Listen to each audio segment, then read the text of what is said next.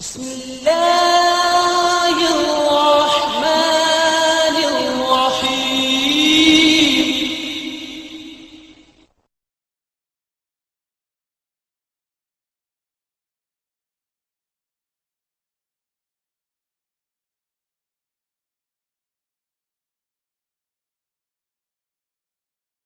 کوفے والوں نے حضرت حسین رضی اللہ تعالی عنہ کو خط لکھے کہ آپ اہل بیت کے سردار ہیں اور آپ سبط من الاسباط ہیں، آپ حضور صلی اللہ علیہ وسلم کے لاڈلے شہزادے ہیں، آپ سیدہ شباب اہل الجنہ ہیں، آپ کے ہوتے ہوئے یزید کو کوئی حق نہیں پہنچتا کہ وہ تخت خلافت پہ بیٹھے، آپ تشریف لے آئیں اور ہم سب آپ کی بیعت کریں گے۔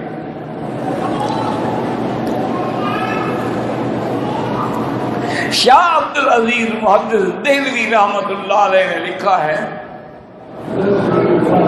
کہ 12,000 خطوط انہوں نے بھیجے۔ حضرت حسین خط پڑھتے، سوچتے جاؤں نہ جاؤں، کیا کروں۔ صحابہ جو اس وقت موجود تھے جیسے حضرت عبداللہ ابن عباس ہیں، ان سے مشورہ کیا، انہوں نے کہا حضرت آپ نہ جائیں۔ یہ کوفے والے لوگ جو ہیں ان کی تاریخ کے اندر وفا نہیں ہے۔ ہمارا مشورہ یہ ہے کہ آپ مدینے میں ہیں، وہ ٹھیک ہے پریشر ڈال رہا ہے بیعت کے لیے، لیکن یہاں آپ کا کچھ نہیں بگاڑ سکتا۔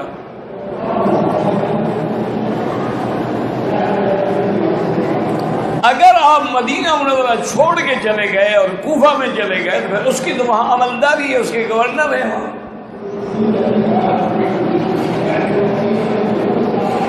حضرت حسین رضی اللہ تعالیٰ عنہ بار بار کہیں کہ بھائی اگر قیامت میں اللہ نے سوال کیا کہ آپ کو لوگ بلا رہے تھے بیعت کے لیے،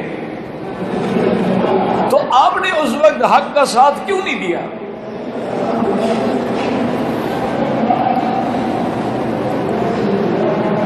آخر حضرت حسین رضی اللہ تعالی عنہ نے یہ مشورہ کیا کہ میں نہیں جاتا،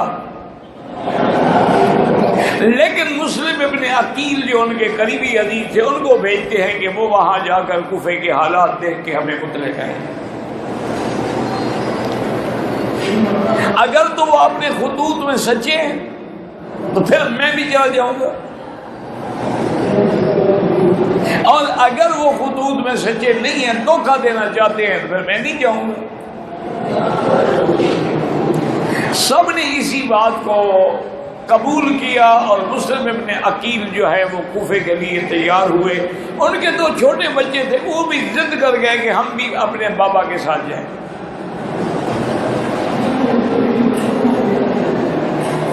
حضرت مسلم ابن عقیل نے بڑا روکا بھی، آپ چھوٹے بچے ہیں، بڑا سفر ہے مدینہ منورہ سے کوفے کا، لیکن بچوں کی ضد ہوتی ہے، محبت ہوتی ہے، ان کا نہیں ہم تو جائیں گے۔ تو حضرت مسلم ابن عقیل رحمت اللہ علیہ اپنے 2 بچوں کو لے کے کوفے کی طرف چل پڑے، اور کوفہ والوں کو جب پتہ لگا حضرت مسلم ابن عقیل کی آمد کا تو سارا کوفہ جو تھا استقبال کے لیے امٹ پڑا۔ چھوٹے بڑے بچے سب سڑکوں پہ نکل آئے اور اصحاب رسول کے نعرے لگانے لگے، اور ہزاروں آدمیوں نے تو وہی راستے میں ہی حضرت مسلم ابن عقیل کی بیعت کر لی۔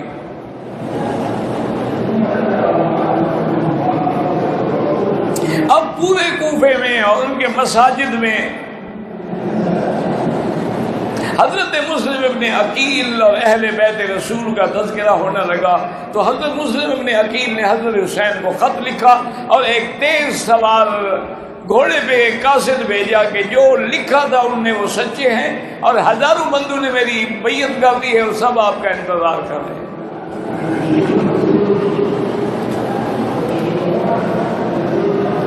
کہتے ہیں کہ یزید کو پتہ لگا کہ بھی کوفے کی تو فضا ہی بدل گئی ہے،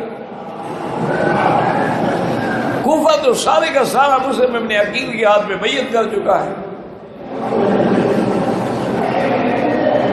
اور اگر وہ اس میں مضبوط رہ گئے تو پھر میرا اقتدار تو نہیں بچ سکتا ہے۔ اس نے اس گورنر کو ہٹا کے ابن زیاد کو گورنر بنایا کوفے کا، اور حکم دیا کہ سختی کے ساتھ جو ہے آپ ان سے معاملہ کریں، اور اگر وہ مسلم ابن عقیل کی بیعت سے باز نہ آئے تو پھر سب کو تہہ ٹیک کر دیں۔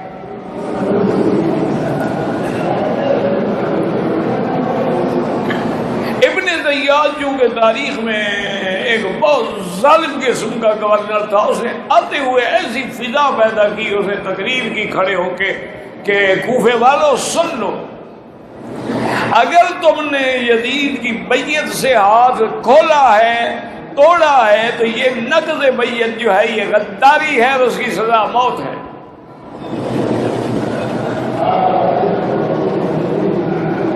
یا تو یزید کی بیعت پہ اسی طرح قائم رہیں، ورنہ پھر موت کے لیے تیار ہو جائیں۔ وہ جو جناب نعرے لگانے والے تھے نا جی، استقبال کرنے والے، صرف ابن زیاد کی تقریر سن کے ویسے بزدل بنے کہ تتر بتر ہو گئے، مسلم ابن عقیل اکیلے بیٹھے ہوئے۔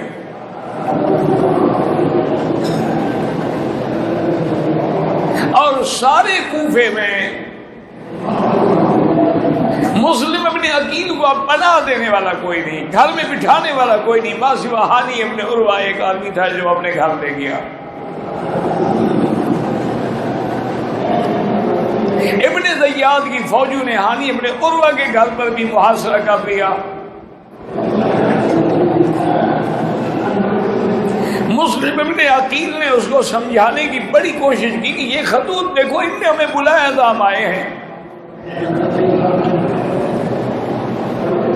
اگر یہ ہماری بیعت پہ قائم نہیں ہے تو ہم واپس چلے جاتے ہیں۔ انہوں نے کہا کہ نہیں، اب واپس نہیں جا سکتے آپ۔ تو اس نے اپنی فوجوں کے ذریعے حملہ کیا، ہانی ابن عروہ کو بھی اور مسلم ابن عقیل کو بھی، اور ان کے دونوں فرزندوں کو شہید کر دیا۔ وہ معصوم بچے بھی شہید ہو گئے۔ اب حضرت حسین یہاں سے قافلہ لے کے ان کے خط آنے پر چل پڑے تھے کہ بھی وہاں تو حالات ٹھیک ہے، اسی لیے آپ نے اپنے خاندان کو بھی ساتھ لے لیا کہ وہاں کوئی جنگ تو نہیں کرنی۔ وہاں جب حالات ٹھیک ہیں، وہ لوگ ہماری بیعت پہ تیار ہیں، صاف بات ہے کہ میں اپنے بچوں کے ساتھ رہوں گا۔ حضرت حسین رضی اللہ تعالی عنہ راستے میں تھے کہ آپ کو خبر ملی کہ مسلم ابن عقیل شہید ہو گئے، اور تمام کوفے والوں نے انکار کر دیا ہے، بیعت توڑ ڈالی ہے، اور کوئی بھی اس وقت ایک بندہ بھی آپ کی حمایت میں بولنے والا نہیں ہے۔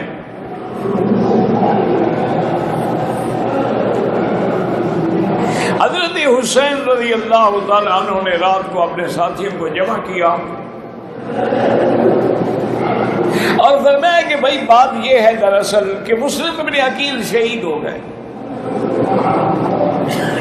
ان کے بچوں کو بھی ظالموں نے شہید کر دیا۔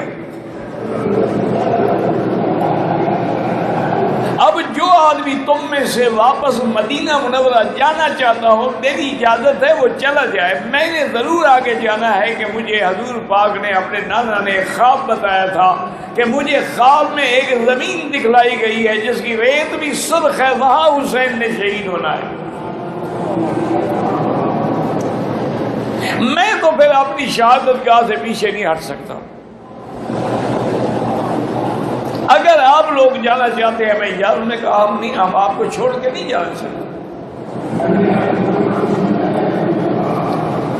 حضرت حسین نے پھر سفر شروع کیا۔ ابن زیاد نے بھی اپنی فوجی دستے جو تھے آگے بڑھائے، اور انہوں نے بھی حضرت حسین رضی اللہ تعالی عنہ کو گرفتار کرنے کے لیے گھیرا تنگ کرنا شروع کر دیا۔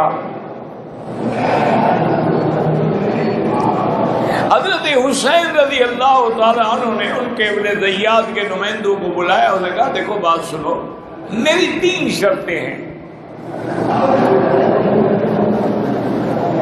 ایک شرط تو میری یہ ہے کہ مجھے مدینہ منورہ واپس جانے دو۔ ان لوگوں نے ہمیں بلایا تھا اور اگر انہوں نے بے وفائی کی ہے تو ہمیں یہاں رہنے کی یا آنے کی ضرورت کیا ہے؟ اور دوسرا راستہ یہ ہے کہ تم بغیر کسی لڑائی کے مجھے یزید کے پاس جانے دو، میں خود اس سے بات کروں گا، اور ہم اگر کسی نتیجے پہ پہنچ گئے تو بلا وجہ لڑائی کی کیا ضرورت ہے؟ اور اگر یہ 2 باتیں آپ کو منظور نہیں ہیں تو تیسری بات میری یہ ہے کہ کسی اسلامی ملک کی سرحد سے مجھے ادھر اس شہر میں اس ملک میں جانے دو، میرا راستہ نہ روکو۔ ابن زیاد کے نمائندوں نے کہا جی نہیں، ہمیں یہ حکم ہے یا بیعت کرو یا پھر جنگ کے لیے تیار ہو جاؤ۔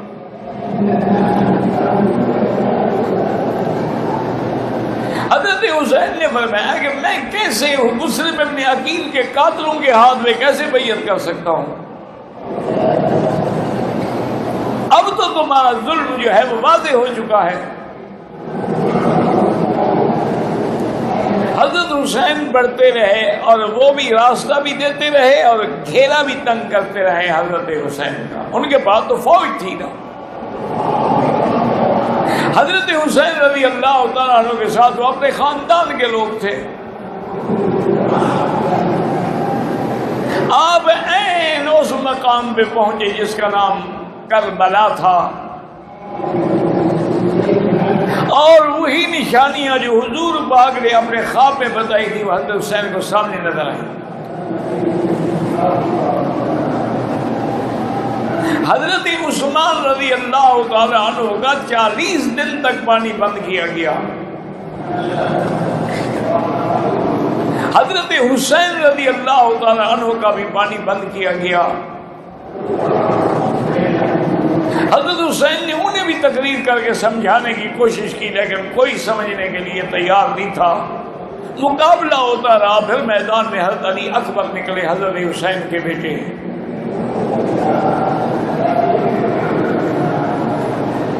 وہ اہل بیت کے شہزادے تھے اور بہادر تھے، انہوں نے ماشاءاللہ اپنی ہمت سے اور شجاعت سے، لیکن پیاسے ہیں، دشمنوں کی صفیں اڑت ڈالی، لیکن آخر میں حضرت علی اکبر بھی شہید ہوئے۔ سیدنا حسین رضی اللہ تعالیٰ عنہ اپنے ہاتھوں سے اپنے بیٹے کی لاش اٹھا کے گھر لائے، خیموں میں لے آئے، گھر کہاں تھے؟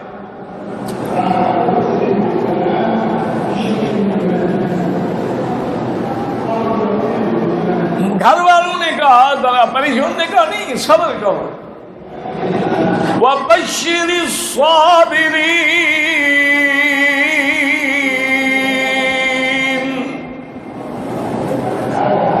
الَّذِينَ إِذَا أَصَابَتْهُم مُّصِيبَةٌ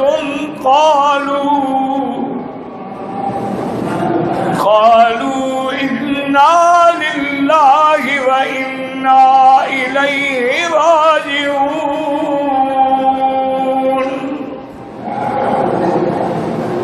أُولَئِكَ عَلَيْهِمْ صَلَوَاتٌ مِّن رَّبِّهِمْ وَرَحْمَةٌ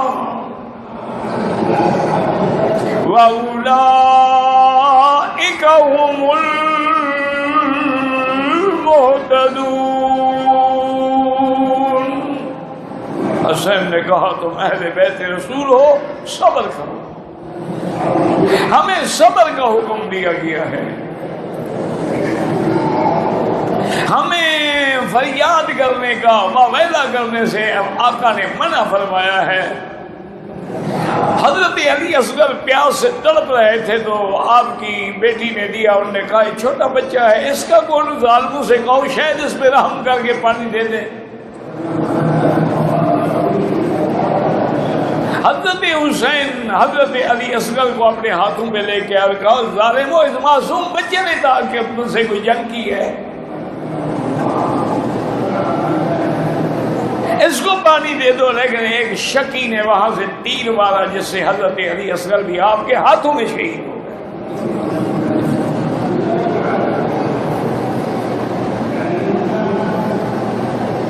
حضرت حسین اس کو لے کر بھی آئے اور کہا کہ گھر والوں سے کہ اب اس پھول کو بھی سنبھال لو، اللہ نے اس کے مقدر میں بھی معصومیت بھی لکھی تھی اور شہادت بھی لکھی تھی۔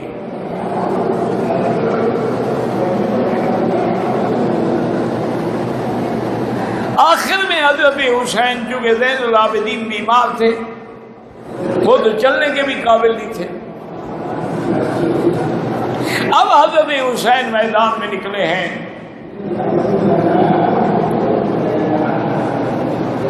اور میدان میں آنے کے بعد انہوں نے کہا کہ ظالموں سے اتنی تم صبر کر لو کہ میں 2 رکعت نماز ادا کر لوں۔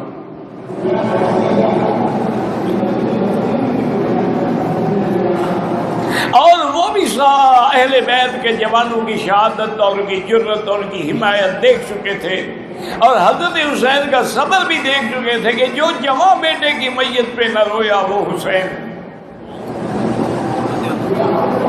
جس نے اپنا سب کچھ کھو کے پھر کچھ نہ کھویا وہ حسین۔ وہ جانتے تھے کہ یہ حسین ہیں اور اہل بیت کے سردار ہیں، انہوں نے بھی موقع دیا، لیکن حضرت جب نماز میں آئے تو شمر الجوشن نے آ کے آپ پہ حملہ کیا۔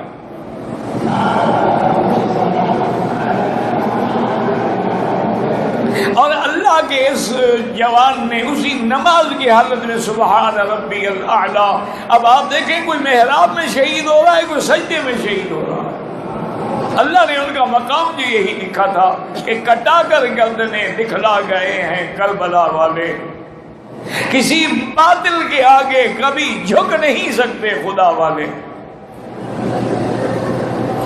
اور انہوں نے یہ فیصلہ کر دیا کہ آدمی جان دے سکتا ہے، قربانیاں دے سکتا ہے، لیکن باطل کے ہاتھ پہ ہاتھ دے کے بیعت نہیں کر سکتا۔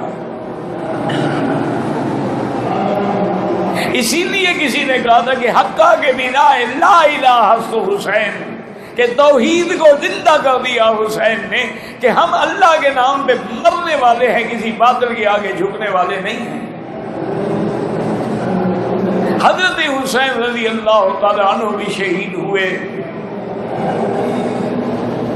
اور تمام اہل بیت جو اس وقت ان کے ساتھ تھے ان کے آنکھوں میں آنسو تھے، اور اللہ تعالیٰ کے حکم کے مطابق انا للہ و انا الیہ راجعون کی ورد تھا اور صبر تھا۔ اور اس کے بعد پھر ان کو حضرت حسین رضی اللہ تعالیٰ عنہ کے سر کو بھی دربار یزید میں پیش کیا گیا۔ اس لیے یہ مقام جو ہے، میں نے آپ کو عرض کیا نا کہ حضور پاک سے لے کر آخری حضرت حسین ہے، سب کو اللہ نے شہادت نصیب کی، اور ساتھ یہ بھی فرما دیا کہ جو شہید ہوتے ہیں ان کو مردہ نہ کہا کرو، بل احیاء، یہ تو زندہ ہے، لیکن ان کی زندگی کو تم سمجھ نہیں سکتے ہو۔ اور دوسری جگہ فرمایا احیاء عند ربہم یرزقون، یہ زندہ بھی ہے اور اپنے رب کے پاس ان کو رزق بھی دیا جاتا ہے۔ تو آج بھی اسلام کے اندر حضرت حسین کی قربانی جو ہے وہ آج بھی زندہ ہے۔ اسی لیے کہتے ہیں کہ نہ یزید کا وہ ستم رہا، نہ زیاد کا وہ ظلم رہا، جو رہا تو نام حسین کا جسے زندہ رکھتی ہے کربلا۔